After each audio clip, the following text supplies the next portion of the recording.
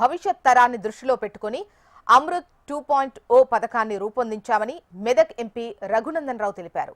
మెదక్ జిల్లాలో తాగునీటి సమస్యను పరిష్కరించడం కోసం అమృత్ 2.0 పథకాన్ని ప్రారంభించినట్టు ఆయన తెలిపారు. దీనికోసం కేంద్ర ప్రభుత్వం 30 కోట్ల నిధులు విడుదల చేసింది. ఈ పథకం నిర్మాణ పనులకు మెదక్ ఎంపీ రఘునందన్ రావు శంకుస్థాపన చేశారు. అమృత్ 2.0 పథకం ద్వారా జిల్లాలోని వివిధ వార్డుల్లో వాటర్ ట్యాంకులను ఏర్పాటు చేయడం జరుగుతోందని ఆయన తెలిపారు. దీని ద్వారా పట్టణంలో 32 కిలోమీటర్ల pipe line వేస్తున్నామన్నారు.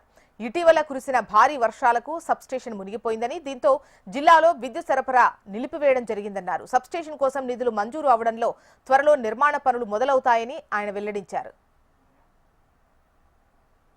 Aurangabad, దాయరా, అవసరపల్లి, Navapeta, Medak collectorate ఎదురుగా ఉన్నటువంటి కాలనీలకు సంబంధించి భారత ప్రభుత్వం నరేంద్ర మోడీ గారి నాయకత్వం లోపల అమృత్ పథకం కింద 30 కోట్ల రూపాయలతోటి ఒక 5 వాటర్ ట్యాంకులు, సుమారు 32 కిలోమీటర్ల నెట్వర్క్ తోటి పైప్ లైన్లు మరియు ఒక సబ్స్టేషన్ నిర్మాణం కోసం అని చెప్పి ఈరోజు శంకుస్థాపన కార్యక్రమం చేపట్టడం జరిగింది.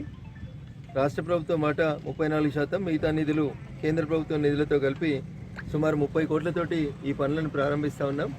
సాధ్యమైనంత తొందరగా ఈ 5 ట్యాంకుల నిర్మాణాన్ని పూర్తి చేసి ఈ ప్రాంతం లోపల ఇంటింటికి నల్ల నీటి కనెక్షన్ లేనటువంటి వారికి సుమారు 4,000 మందికి కొత్త కనెక్షన్లతో పాటు ఎగ్జిస్టెన్స్ ఉన్నటువంటి వాళ్ళందరికీ నీటి సరఫరాలో ఎట్లాంటి అంతరాయం లేకుండా చూడాలనేటువంటి ఒక మంచి లక్ష్యంతో భారత ప్రభుత్వం నరేంద్ర మోడీ గారి నాయకత్వంలో అమృత్ 2 పథకం కింద వీటిని మంజూరు చేసినందుకు భారత ప్రభుత్వానికి ప్రత్యేకంగా కృతజ్ఞతలు తెలియజేస్తూ మెదక్ పట్టణంలో ఎక్కడైనా మంచినీటి కొరత ఉంటే ఆ కొరతను కూడా త్వరలోనే తీరుస్తామని కాంట్రాక్టర్ గారు సుమారు 6 నెలల్లో ఈ కార్యక్రమాలు మొత్తం పూర్తి చేసి ప్రజలకు ఈ ట్యాంకులన్నీ అందుబాటులోకి తెస్తామని చెప్పి